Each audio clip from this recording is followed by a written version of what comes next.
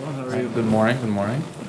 I know it's not the defense's job to score, but Jake scored last night. Yeah. How much do you guys like to score and want to contribute on that? I saw you sort of jumping into the play a bit last night. I mean, me and Jake had a running bet going on. The first to score had $100. I just lost $100 yesterday. But on that, no, when we can contribute, it's always fun. You know, like we know we had, like especially me, I have a stay-at-home job, right? I need just to focus on not getting scored on, for sure. So when we can contribute on that part offensively, it's always fun. And you're playing back-to-back, and it looks like a busy week. How do you sort of contain your energy and sort of manage all these games coming tonight and what have you? Yeah, you know, it's going to be a fight. You know, like we have a tight schedule here. Like during the game, you don't really manage yourself thinking about the other game. You just focus on the present and the game. And the next day is just another day. You just have to fight through tiredness, fatigue, and stuff like that. But it's part of the business, right? We play 82 games, so it's just you get used to it. Halfway point tonight, Simone from the team. What do you think of the way that Craig has come in and instituted this defensive system and how you guys have adapted to it? No, good. I think we had to adjust a bit starting of the season.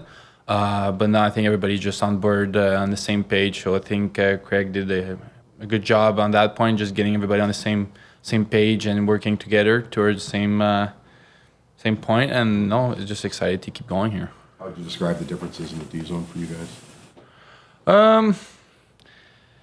It's not like a lot different. I think it's just making sure everybody's on the same page. I think that's the biggest point. Like when there's one guy or a couple of guys who kind of lost, it just makes everybody, oh yeah. So when he makes sure that everybody's know where they're going to be, it just makes our job easier. So. How much have you gotten to know Philippe Myers, and do you see any connection between the way you became a Leaf and the way he became a Leaf and got a contract in the season? I think he understood what he needs to do to be a part of that lineup every night. So I think like I did last year, you know, in and out, and then trying to find my little spot, and he's doing that right now. So that's I'm very happy for him for that 2-year extension. What did you make of Nyes' game last night? It's a good game. It's a good game. Yeah. No, Philippe can play like that every night. So. You know, he works so hard. You know, he's a horse out there. He's so strong. You know, it was just a question of time before he gets his first Hattie, and he got it yesterday. So. Okay. When you have Marner, Nyes, Willie, you're always looking for that stretch pass because they always, you always have that option for them. They seem to be buzzing around there to spring them loose with a good stretch pass. Can you repeat the question, stretch please? Pass. Yeah, stretch pass. Yeah. Yeah. They're always an option for that. They're always buzzing around. Yeah, for sure. I mean, when they see an opening, they're so good offensively. When they see openings like that, you know, like they just take it. So you always have to keep your head up to, like you said, that stretch pass. It's not a play that you always want to do because it's like you lose a man in your D zone, right? Yeah. But when it's there, it's there. You just have to keep looking for it.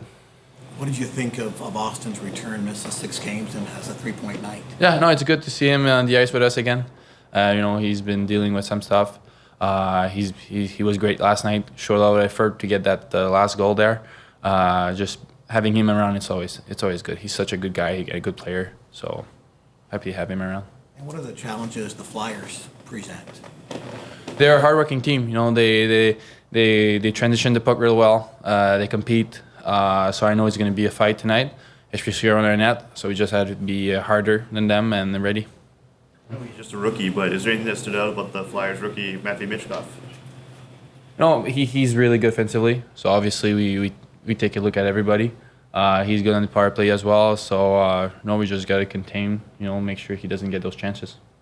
Max, back-to-back and a big week of games. How do you manage your time, manage your energy, that sort of thing? I think the energy's been really good. Yeah, there's points in the year where maybe it hasn't been as good with the schedule and whatnot, but I feel like the boys are coming back to life here the last couple of games and playing with some confidence, and that makes, you know, it's crazy how powerful the mind is. Makes us back-to-backs a little bit, I don't want to say easier, but easier to keep your energy when things are going well. And things have been going pretty well lately. We like the way our game is trending. We know that there's some areas to improve, but you know, that helps the energy levels as well. Maybe that'll bleed into what I was going to ask you. The first place in division at the midway point of the season. What do you like about what the team's done through 41 or 40 max, and what needs to get better? You think? Yeah, I like that it hasn't been perfect, and what I mean by that is like when it doesn't go well, we found ways to win. We found ways to correct, our mistakes and games that we've lost. And I think the top teams, it's never perfect early, and I think when you go through a little bit of adversity in terms of style of play and whatnot, you realize what works and what doesn't work, and what works in tight games and doesn't work in tight games. And there's some games that are played and they feel like a playoff game, and you got to kind of change the approach a little bit. And we've done a really good job of that, I think, thus far. Team's got a really good home record. Like, you guys have owned this building. That's not always been the case with this team. What contributes to that, and how do you translate that to the road when that? Yeah, I mean, I'm not sure. I've never really in my career looked too much into that, because it could be just a product of schedule or the way things are flowing when you're on the road or versus at home. If it does become a little bit more of a trend here, then obviously it would be an area to maybe look at. But I feel comfortable playing here. I'm sure I can't speak for everyone else, but our style of play has been demanding on ourselves and against other teams. I think last game proved that a little bit. It's not always going to be perfect. Four lines contributing offensively, but I think four lines wearing teams down, and maybe sometimes that's easier to do at home. But I haven't seen enough of a trend for me to worry about the road at all. You've had some big hits in the last few games. Is your physical play maybe the biggest indicator to yourself that you're back in? Yeah. You're not like you were 5-10 years ago, but just at the level you want to be at. A bit. It is nice to contribute there in that area to help the team. It's really, really hard to contribute there and offensively. It's almost like you got two different personalities that you want to have on the ice when it comes to playing poise and making plays and scoring goals, and then playing with a ton of energy and trying to create energy and time and space for your line mates. You can't really look around the league and see a player that does that consistently. Not too many that do it, that do both on a consistent basis each night.